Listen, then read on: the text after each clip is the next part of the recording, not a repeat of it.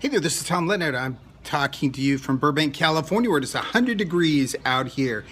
I just want to do a quick Periscope today. Thanks for joining. I have to use my glasses here to actually read that. I was going to talk today about the 5 tips on Periscope that I have learned that I wanted to share today. Hey there, Steve. I always am watching you on Periscope, maybe too much. So the time zone probably keeps me away from some of your broadcasts, but always entertaining, and I actually learn something. So here's the 5 tips of what I have learned on Periscope. Hi, it's for a deal with a friend. Can you say bonjour? No, I can't. I don't speak French. Here's the 5 tips that I have learned from using Periscope, mainly from watching Periscope. I'm watching a lot to see what works for me out there. Hey there, Steve. And here's what I wanted to share today. First of all, you need to decide what it is that you want to do on Periscope. There's a lot of, you go out there, that's part of the fun. You go out there and you can see almost anything. If you want to see a sunset, if you want to see a travelogue, you can see all kinds of things. Kids. The one I still haven't figured out is driving in LA. I've seen more titles of being on the 405 or being on the 101, and that I just don't quite get. But you can see almost anything out there. So what I've learned is I really need to figure out what it is. Bad connection. That's because I'm on Sprint. I'll just keep going and maybe it will clear up. I wonder if the replay looks better or if it also looks garbled. I'll find out. So first, decide what it is that you want. Do you want to have a friendship with people, or do you want to have a business relationship with people? Do you want to make a connection with people on a business level? I found a Periscope the other day. I was like, whoa, I'm in the adult room. These guys were talking way over my head, but it was really interesting to see people using it for all different levels. Now, for me, what I want to use it for is to make connections with people, to maybe develop into a business relationship. So I'm not going to do a lot of Periscopes on things like going over in front of Warner Brothers or Disney Studios or places like that. So figure out what it is that you want to do on Periscope and go for that audience. Another thing that you need to do, I've found, is do a lot. Now, Steve is a good example of this. And hey, I just figured out how to block people.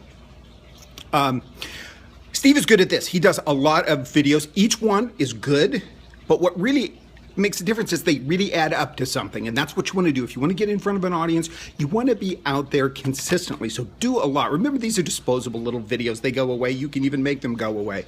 So, it doesn't have to be perfect out there. Hey there, Monterrey, Mexico. Second thing was do a lot. Number 3 I found is to follow a lot of people. Now, at first I was thinking, if I follow people on Twitter, I get them on here as well. Well, that's not really the case. So you have to follow people on Periscope. It's like following people on Instagram. So what you want to do is go out there and follow a lot of people. Now, the downside to that, of course, is you get a lot of notifications. Well, you can turn those off if it's a period of time you aren't interested in watching anyone on Periscope. So you can turn them off, turn them back on. But I found that following a lot of people gives me a lot of variety. It kind of teaches me who else is out there. Number 4 tip I found is to share a lot. When I see something that I like, I click on I right swipe. I'm on an iPhone. I right swipe, and then I share it on Twitter. I don't usually share it to my followers.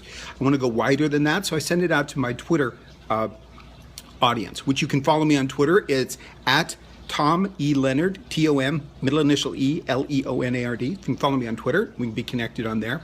But I always send it out on Twitter. It also kind of builds a Periscope community out there on Twitter. Hey, Turkey.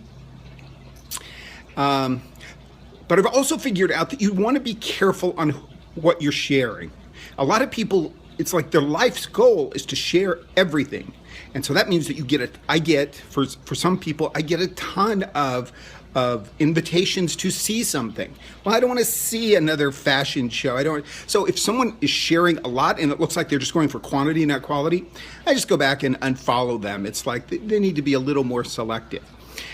Number 5, the other tip is, and this is the easiest one, be yourself. Now, I know that you have probably seen a lot of people out there and they talk really loud and they talk really fast. And I keep thinking, is this what they're like in real life, or is this just when they get in front of the camera?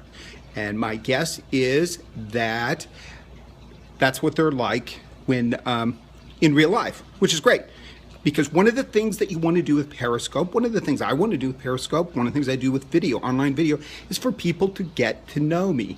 And that's just be yourself. That's what I'm doing now. I'm talking like myself. I'm talking as if I was having a conversation with someone, maybe talking a little bit more to you than a real conversation, because it's a little tough to go back and forth. But so if you haven't started using Periscope, go out and do your first one. That's the hurdle.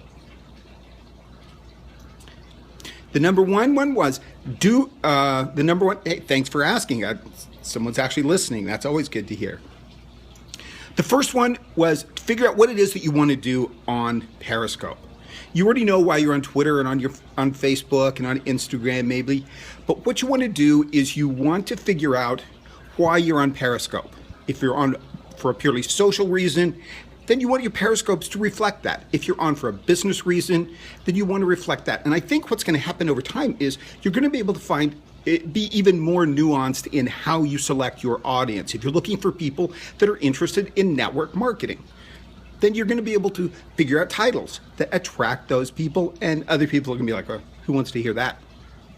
So, number one, figure out who it is that you want to attract. Number two, do a lot of Periscopes. Get comfortable with it. It's like video. How many people do you talk to that have done video and they're like, oh God, the first videos are horrible.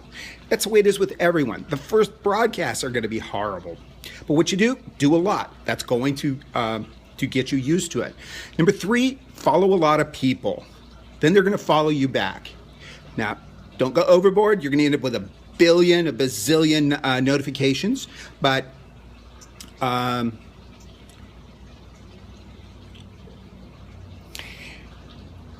why do I like to broadcast myself? So that I can connect with people that might be interested in making a business connection. And this gives me the opportunity for them to get to know me. Now, some people, I can see some people come and they go. And so they hear me and they're like, I don't want to have anything to do with this guy, which is fine. That's not a problem at all. But broadcasting gives me the opportunity so people to see who I am. So if you want to make another connection on Twitter, on the phone, on Skype, this is what you get. Video is the same way. Number four, share a lot of videos out there, or share a lot of other broadcasts. But be selective. And then number five is be yourself. What kind of business? I'm in network marketing here and affiliate marketing. My background, I've been in online marketing for a long time. I've worked at really big companies. I worked at AOL, worked at Netflix when Netflix was just starting out. My job at Netflix was working on the email, in the email group there. I had to get the first 50,000 subscribers to Netflix, and we know how that turned out. Spent the last 4 years working over here, just a few blocks away at Warner Brothers, doing social media there. So I've done a lot of online marketing, but now I'm doing it for myself. The best thing about doing online marketing for yourself, to do network marketing or affiliate marketing, you get to pick who you work with. You're at Netflix, you're at Warner Brothers, you're at AOL, you're at anywhere else. You kind of have to work with the people that they put around you. Here, I can hopefully attract people that are interested in working with me and that are interesting to work with.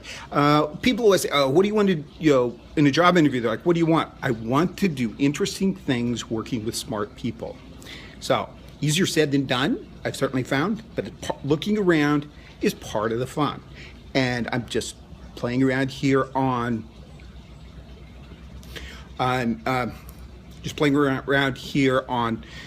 Periscope to see how it can work in there. For entrepreneurs, it depends a lot on the type of business. If you're an online entrepreneur, it's going to be a little bit different than if you're an offline entrepreneur.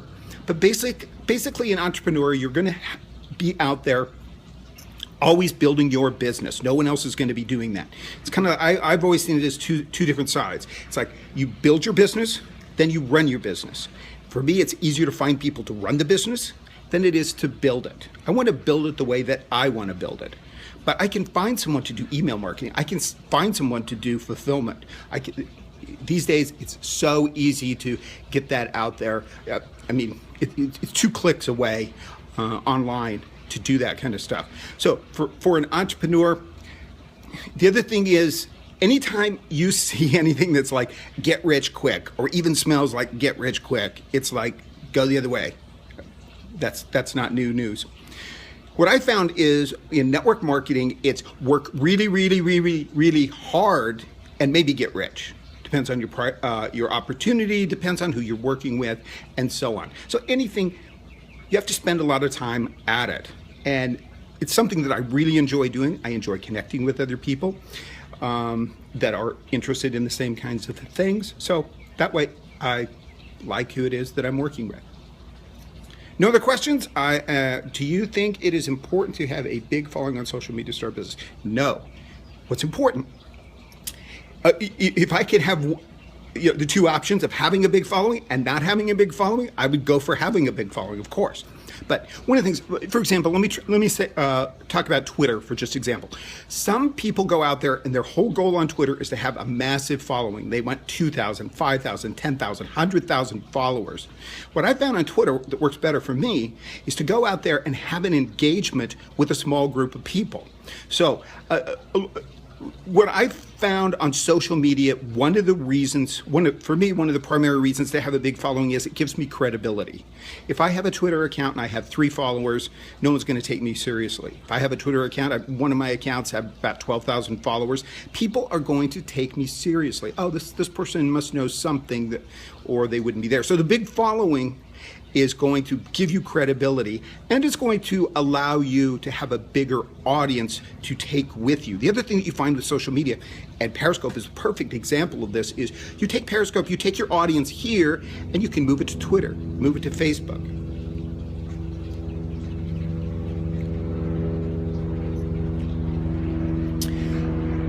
Yeah, I'm not so much interested in. One of the great things about living in Burbank here is the news helicopters are like always overhead. I'm not so interested in being a social media expert.